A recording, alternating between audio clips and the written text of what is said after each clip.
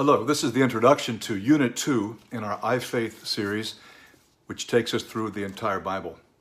In Unit 1, we looked at the earliest gospel, the Gospel of Mark, and the lives and letters of some of the people who were in that original inner circle, like James and Jude.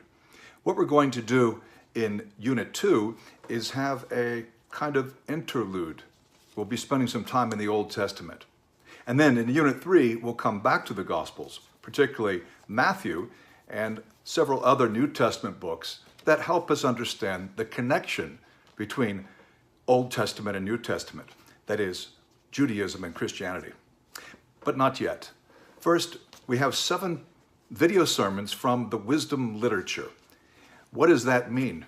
Well, as I've said before, the Bible is not so much a book as it is a library.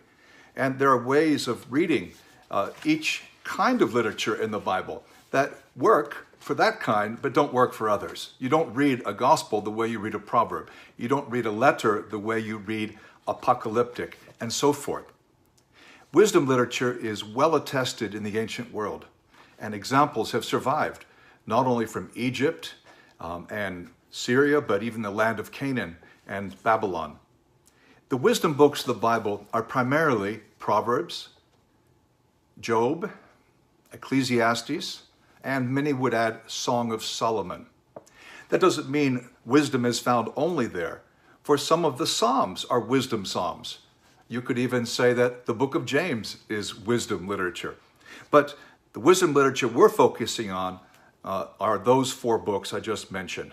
And we'll start with the book of Job, which actually right now I'm studying in my personal daily reading, and I'm learning so much. I wish I could share it all with you, but really only just 2 short sermons. If you want more, of course, with each unit in iFaith, there is more. There are character podcasts on Solomon, Job, and the Proverbs 31 man and woman. You might like that.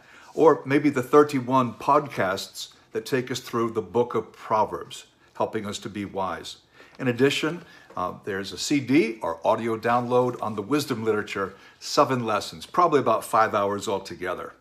Well, that's the introduction. I hope you're looking forward to our time in the Old Testament as we move on in this series, iFaith, going through the Bible.